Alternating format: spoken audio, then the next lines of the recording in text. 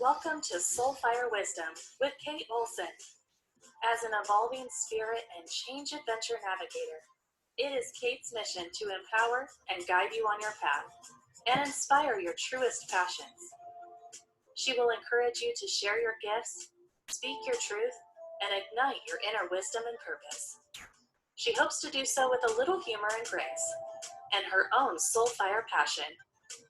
Kate talks with amazing guests who have embraced the pursuit and are fanning the flames of their own passion, purpose, and soulfire wisdom.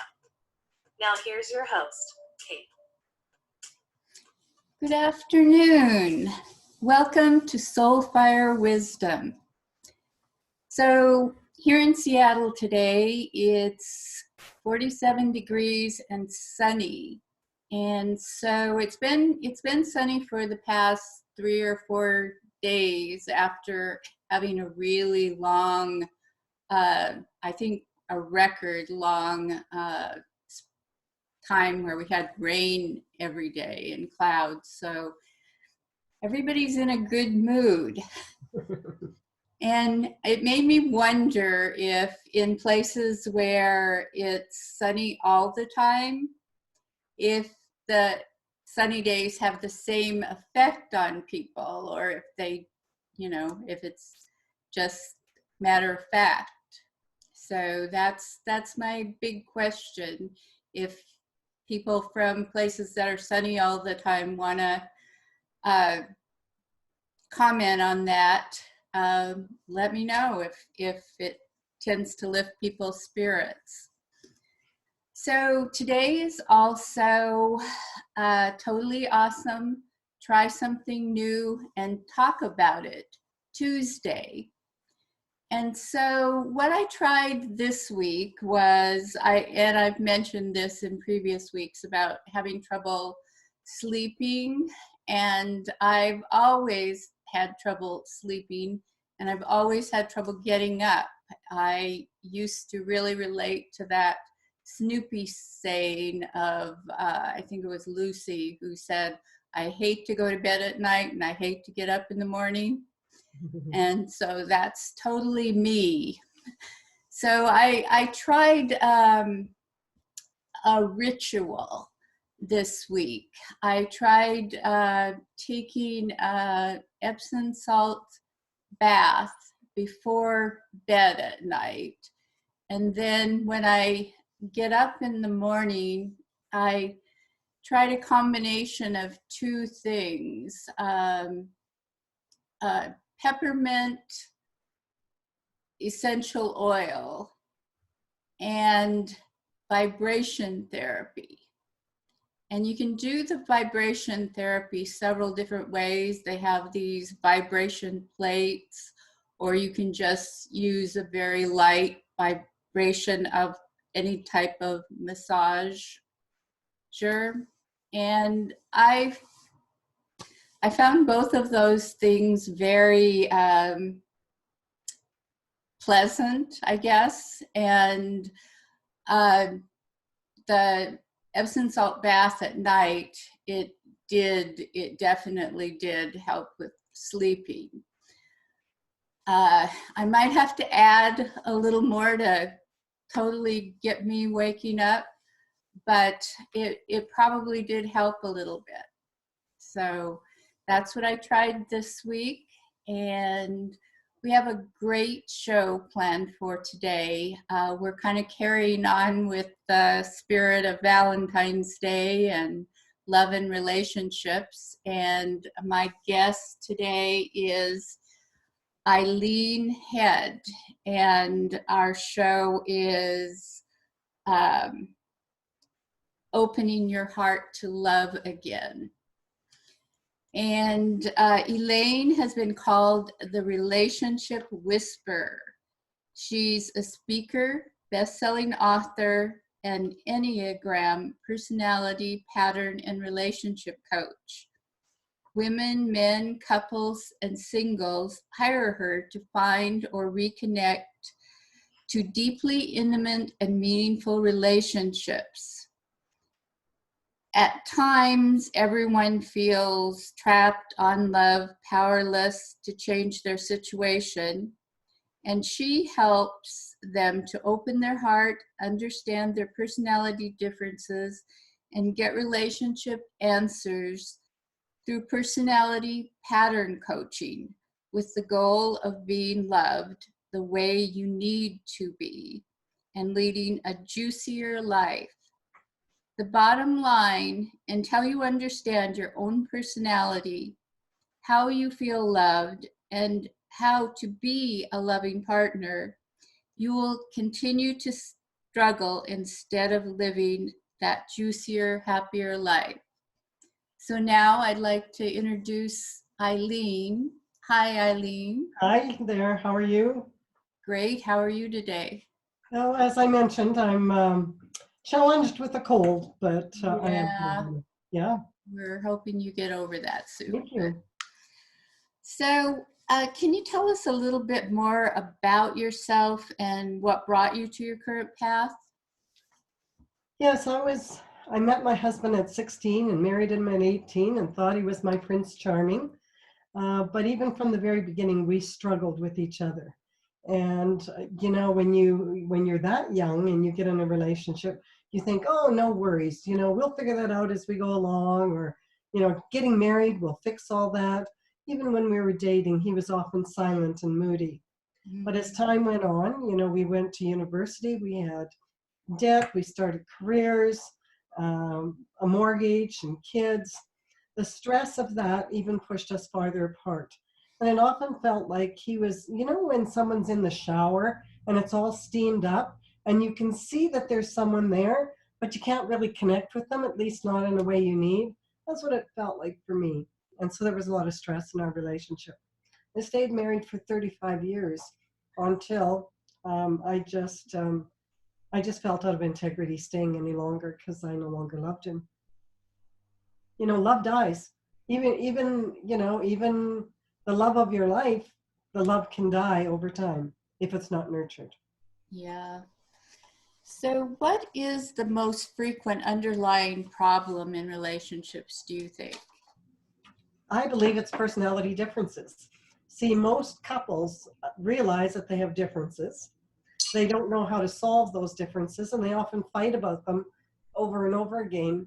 And that's the frustrating part, because nobody knows how to solve them, and there's underlying issues. So what you're fighting about is not what you're fighting about. And the greatest fear is that those differences will break you apart, and they often do. So, what is the cycle of patterns that generally erode a relationship? Yeah, even in the best relationships, we can get hurt. We can be disappointed. Resentment can build and can stay around if issues aren't resolved. And that can build up, causing disconnection and shutting your heart down. Yeah. Yeah, especially if you don't communicate it. And resolve it, right? To where you can get back to where you both feel acknowledged and appreciated and loved. Can you tell us what the Enneagram is and why it's so powerful? As I left that marriage, see, I looked for answers everywhere. We were great people. Like, why was it that we weren't able to connect? And I would see other couples, and it looked so easy. Like, they just seemed to have their own language. They were comfortable in each other's presence. And I think, why can't I figure this out? And so I did look for answers everywhere. I read self-help books. I read stacks of those. I took workshops. I read marriage manuals. And I tried a lot of the things in those manuals, but my husband wasn't willing to engage in them. And so as time went on, as I mentioned, I just needed to leave that marriage. And as I left, I found the Enneagram personalities. And when I read my own profile, it was like reading my own biography. It told me all the great things about me, my strengths, what people thought that was great about me, what people valued in me, because that's what we're looking for in all our relationships. Do you value me? Do you value me? Can you appreciate me for who I am? And then it also showed me my challenges, and those stung when I read them in the beginning. But you know, after 35 minutes of reading my profile and his profile, I knew more about us than in the 35 years we'd been together. Wow. Yeah, I know the personality differences. So what makes you so passionate about the work that you do? Well, using the Enneagram, and people either go, the Ennea what? Or they go, oh, I love the Enneagram. And it's unique from other personality models in that it has a path of development. So it's a much more deeper level than other personalities. And for each personality, it shows you the patterns that sabotage you, and it shows you how to replace those patterns specific for your personality. It shows you what your fundamental core emotional need is to feel loved. And the information is very, very specific. The Enneagram's been around since the 1700s. It's a well-respected, world-renowned model. It's taught at Stanford University. They're even trying to get it into the medical program. It's that well-respected. It's used in corporations. Therapists use it. Religions use it. It's a very robust personality model.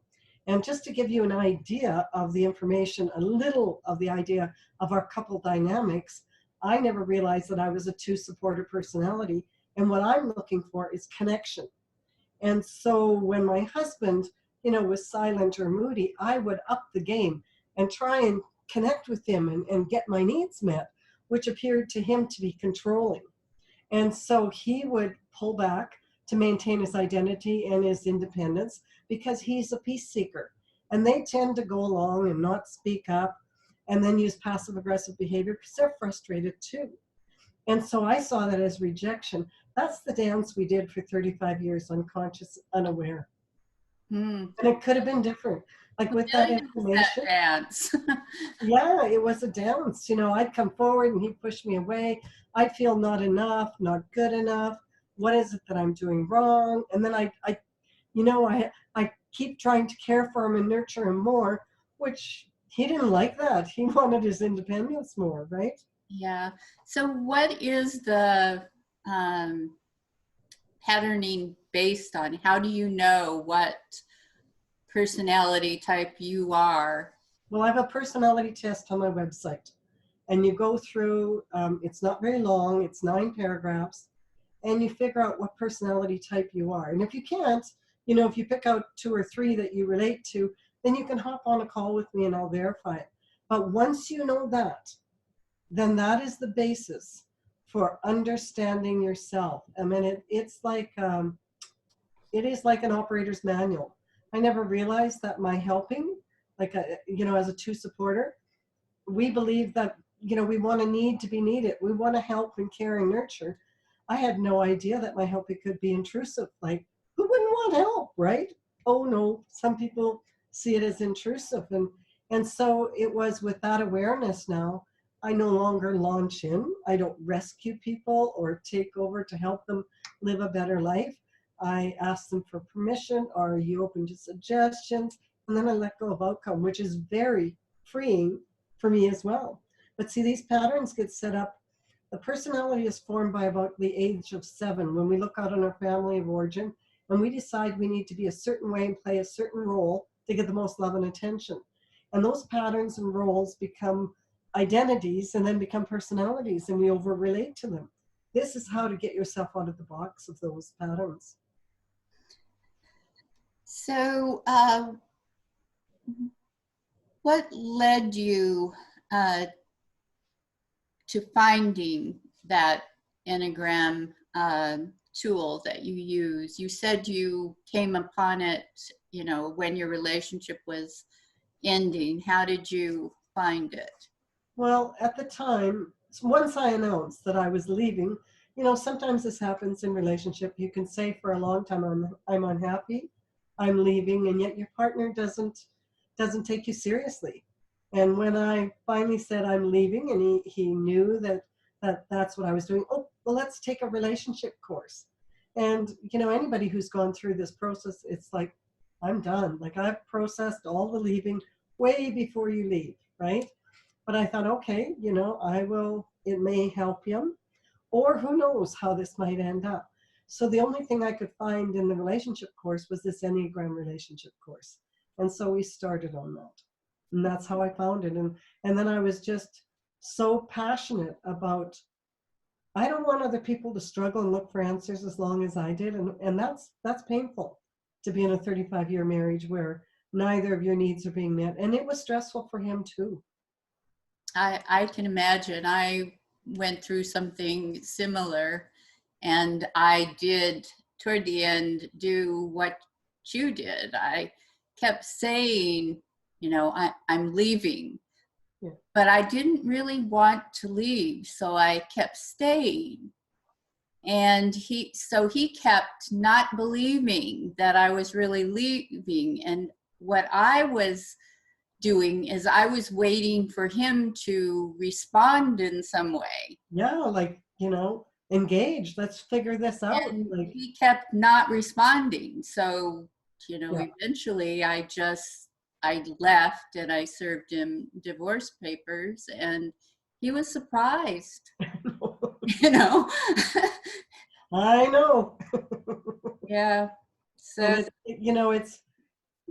the thing with men is they are problem solvers. And if they can't find a solution, they kind of bury their head in the sand, or they work more, or they do more sports. And, I was chronically unhappy in that relationship. yeah. And, it's just these patterns, right? And Yeah. that's what I'm passionate about, showing people their patterns, like what's going on, what are your couple dynamics, what are your patterns together. I do personality readings as well. That's something I love to do, in interpreting and translating personality traits together to show you what your strengths are together, what your challenges are, what your trigger points might be. And with that information, a lot of couples can then use that as a foundation, because it's not about one person being right. It's about, here's what I need. Here's my perception of the world, my experience, and here's yours. Now let's find the middle ground and work together. It's about the dynamic of the It two is. of you. And Yeah. yes, so you have a program, Open Your Heart to Loving Again. Is this just for couples, or would it benefit singles as well? Absolutely. The program is for couples who want to create a more connected, loving relationship. Maybe the relationship is pretty good, but you've got emptiness syndrome, and it's a little flat and it's a little dull, and you don't want to leave. You want more of that juice of life. It's also for singles, because it's really important for singles to heal their past relationships, to own your part in the last relationship. What role did I play in that? So that you can heal yourself, you can forgive the other person, and then you can grow yourself so that you can attract a healthier relationship. And this is for individuals who really want to live their best life and become the best person they can be. Yes. So in your Should I Stay or Should I Go program, coaching, have you helped some couples to choose to stay? Oh, absolutely. I've had, this one gal came and she said, I'm done. He's controlling, and he's a bully, and I'm not going to stay. And so I started working with her. And then a short time later, her husband said, well, I want to tell my version of this. I want to give you my perspective. And I said, great. I mean, I love that. And so then I started working with them to show them the impact of each of their personality traits on each other. And so he was an 8 asserter, which is strong, they're strong and powerful and direct. And she's a 2 supporter, wanting to be loving and caring and nurturing. And he was frustrated because she wouldn't speak up for herself. She was feeling sorry for herself, just not knowing how to speak up and get her needs met. And I started working with him, and I said, he really wants you to be direct. Do you know that? And she looks at him and she says, won't you be upset? And he goes, no, I want you to do that. So I started teaching them impact. He's got strong energy, she's got soft energy, and working together. And she called me up probably about after 4 sessions. And she said, "What did you do to my husband?" And I went, how's this? I wasn't sure how that conversation was going to go, right? And she said, "He's so nice to me. He's so respectful to me." And she was all giggly and, happy. And that's all it takes sometimes, is an awareness of your two personalities together. So how much do you think like past family dynamics have to do with Oh, how certainly. couples relate? Well, as I said, personality is formed by the age of 7, right? And so those traits come with you. And then if there's abuse in your childhood, if there's lots of things, of course that adds another layer to the dynamics. So are there times when it's better to leave in a relationship? I don't believe you should leave until you've done everything you know how to, and you've worked on yourself, so that you can leave in a healthier way. By the time I left, I'd already done a lot of work. And so knowing the Enneagram helped me to transition and help my kids and even help my ex-husband through a peaceful divorce. And even after the divorce, we got together with our kids at least once a month, and they were adult kids, children. And there was no stress. There was no, this wasn't their issue. It was ours. So we kept that out of the dynamics. So how do you know when you've reached that point where you should go? Because I think staying in a relationship that's bad, actually, people often stay for the kids, but I think staying in a bad relationship can actually be more harmful to the kids. When do you know? It was funny. I asked a friend of mine that. I said, "When do you know when to leave?" She said, "When you can't do it anymore." And that's, I came to that point. But here's the thing, I say 35 years in an unhappy marriage. I burned time for him and for me. I was chronically unhappy. That unhappiness could have translated into an illness. You live a very flat life, and it gives you the opportunity. In my Stay or Go program, I try 3 things. First, let's re-engage, see if we can re-engage, reconnect, rejuvenate the relationship.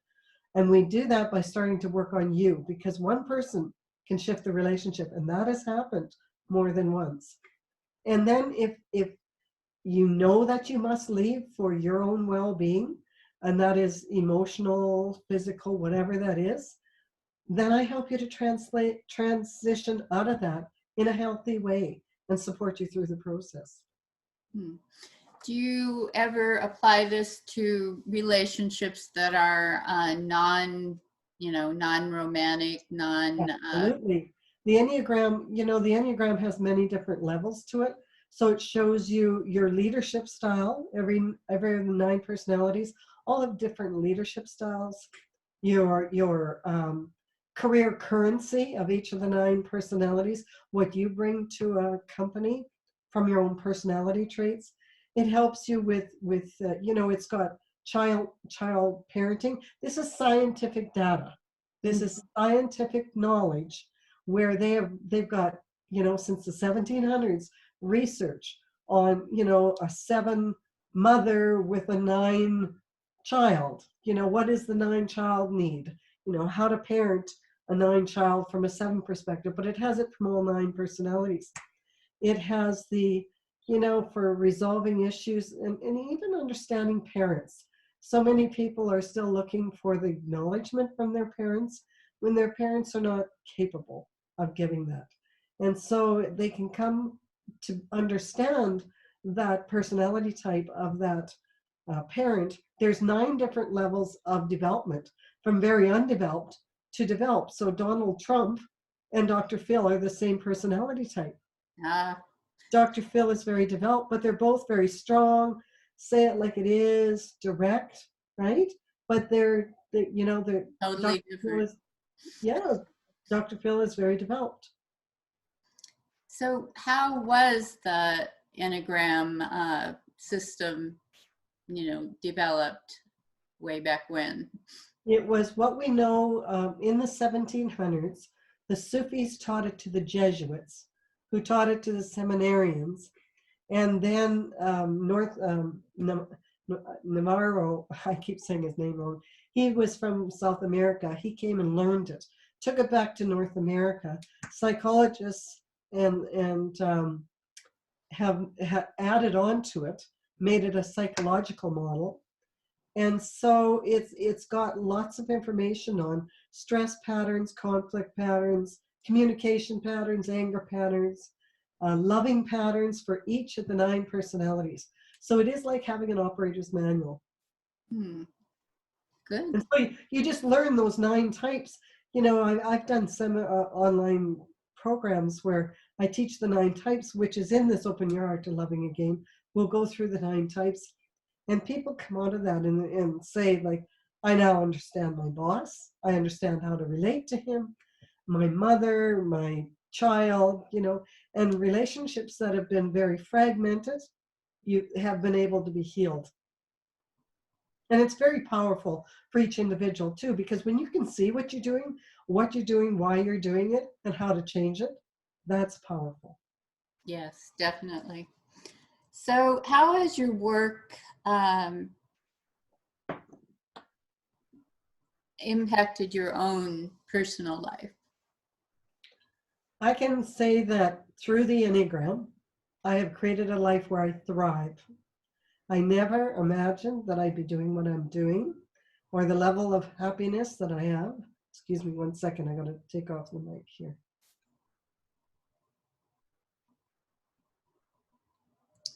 Bless you. Thank you. I didn't want to cough into the mic. Yes. You know, it is such a powerful position to have, to understand yourself, even in conflict, or when things come up and you go, gee, I've worked on that so much. Why is that coming up?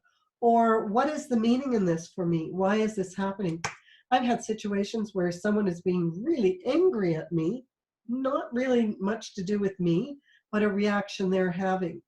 And understanding their personality, I can relate to them, I can talk to them, and they've just calmed down and switched right around.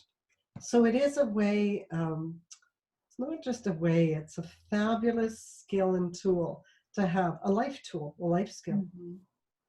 Yes, definitely. And you know, for your own kids, Mm-hmm. you know, for your grandchildren, you can really bring harmony to relationships when you're managing yourself much better as well. Yes, that's the thing that I finally learned after my divorce, just through trial and error, is that, you know, working on understanding myself Right. was the most important thing to me being happy, you know. Right. Because we put those expectations on others. I don't want you reacting that way with me. That makes me unhappy. Instead of, I'm going to handle me and manage me, and you get to do whatever you want, and I'll decide what to do with that. Yeah, some people spend a lot of time, especially after divorce, thinking about all the things that their, you know, ex-partner did wrong, or that they thought they did wrong, or that they didn't understand, or that they hope to avoid in the future. Yeah, well, patterns are, you know, they probably will attract the same thing until they heal it, right? Yes, and the thing is that they can't do anything about any of that. Right. So spending a lot of time, you know, on that, as opposed to working on yourself and what, you know, how you relate, what you Yeah, it's sort of like a trapeze. You're hanging onto the trapeze. You're hanging onto your own life. You're hanging onto the blames and justifications. And what you need to do is let go and reach out for the new trapeze and swing forward, because this one has a very low vibration. It's going to keep you in victimhood. It's going to keep you unhappy. And you're going to keep telling yourself the same story over and over and over again and not take responsibility. And, you know, they say that what we focus on is what we get. And that's probably one reason why people keep falling into the same patterns. So It takes quite a bit to change those patterns. yeah, It's all about, like, life's a mind game. You got to keep yourself in the game. And, when those thoughts come up, reframe them. Like, be really focused on reframe to move you forward. yes, you're speaking my language as an NLP practitioner. Yeah. So we're almost coming to the end of our time. If you could leave the listeners with one takeaway from today's show, what would you want that to be? Well, I guess the takeaway would be the bottom line. Until you understand yourself and your personality, how to be a loving partner, and how to receive love, you're going to struggle until you learn your own Enneagram and grow. Yes, I totally agree with that. Tell you, figure yourself out, you're not going to be happy. Yeah. And it's a fascinating journey. As you journey through your Enneagram is, wow, that makes so much. It's like all the pieces of the puzzle start coming together. And even the challenging ones, it's like, that makes sense now, because I do that in those situations, or now I can do this instead. And that's a very powerful thing. Yes. So if somebody wanted to get in touch with you, how would they do that? Go to my website, eileenhead.com. The personality test is there. I offer a free phone call to see what's happening and if I can start you on the right track. There's no pressure. It's like, what's happening? What's going on? Here's the resources that I have. And then I've got the online program, Get Love the Way You Need. I've got this other program, Open Your Heart to Loving Again, and coaching programs that are specific for you to move you along very quickly and create shift and transformation. Okay. And if you forget that, Eileen's contact information is also on the radio website. That's soulfireradio.com. And click on guests and then scroll down to Eileen's photo, and her contact information is listed there. So you can get in touch with her if you want to find out more about this. And thank you so much for being here today and talking about this. It does seem to be a really fascinating area. And as I said, I look for answers everywhere, and I never found anything like this. This, for me, is the secrets to relationships. Well, I'm glad you found that and that it became your passion. Yes. So I want to give you this thought to carry with you through your week. That is, the most important thing in life is to learn how to give out love and to let it in. And that was said by Maury Swartz. And I guess he has Tuesdays with Maury. Oh, yeah. So we have another great show planned for next week. And the show next week is From Career to Life Passion. And my guest will be John Hines. And John went from a background in law enforcement to becoming a forensic artist. And now retired, he has a passion for doing portraits. So we'll talk with him and find out how that all developed for him. I was kind of surprised to find out that he had never done art of any kind before he took the courses to become a forensic artist. So he has an interesting story. So be sure to tune in next Tuesday, and that is the 25th, my sister's birthday, and at 3 p.m. And go to the radio website. That's soulfireradio.com. You can find out about guests there, and you can also find out about upcoming shows. So thank you for listening today. Have a great week. If you're here in Seattle, enjoy the sun, and we'll talk to you again next week. Bye for now. Bye. Thanks for having me on. Bye, Eileen. Eileen. Yes. Thank you for listening to Soul Fire Wisdom with Kate Olson. We hope you enjoyed the show. If we made you laugh, brightened your day, or sparked a new thought, we have succeeded in our mission. Join us next time when we'll share more secrets and truths and all the magic of transformation that is the journey to Soul Fire Wisdom. Always remember, be fierce in the pursuit of what sets your soul on fire.